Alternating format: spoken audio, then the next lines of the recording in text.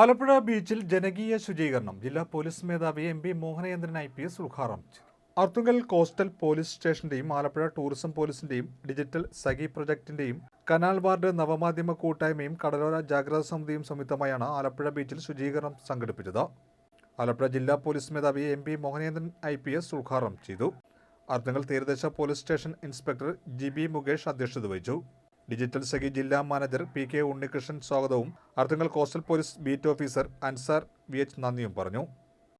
Alappuzha municipality കൗൺസിലർമാരായ advocate Rego Raju, P Rahiyanath, Prabhas Sasikumar, tourism police sub inspector Berly Joseph, Boban, കടലോര ജാഗ്രതാ സമിതി അംഗം ജൂബി VS എന്നിവർ സംസാരിച്ചു. പോലീസ് കേഡറ്റ്സിൻ്റെ STCയിലെ കൊണ്ട് നമ്മളൊരു പ്രോഗ്രാം ചെയ്തിരുന്നു. അന്ന് ഞാൻ കണ്ടിരുന്നത് അത്രമാത്രം മാലിന്യത്തിലേക്ക് ഒഴിയുന്നില്ല. ഒരു പക്ഷേ നമ്മുടെ ഇപ്പോൾ ഈ ന്യൂ ഇയർ 2025 നമ്മൾ സന്തോഷത്തോടെ വരവേറ്റു. അതിൻ്റെ ഭാഗം കുറച്ച് ആയിട്ട് ഒരു പക്ഷേ വേസ്റ്റ് ഉണ്ടാകാനുള്ള ചാൻസ് ഉണ്ട്.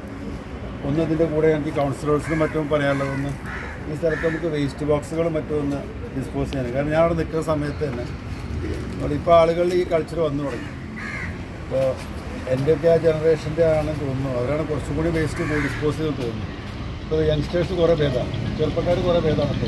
അവരെപ്പോഴും അവിടെ നോക്കി വേസ്റ്റ് ഡിസ്പോസ് ചെയ്യാൻ സ്ഥലം നോക്കി നടക്കുന്നുണ്ട്. അപ്പോൾ ആ സമയത്ത് നമ്മളൊന്ന് ഒന്നുകൂടി കുറേ യൂസ് മീ അല്ലെങ്കിൽ നമ്മുടെ വേസ്റ്റ് ബോക്സ് വെക്കുന്നില്ല.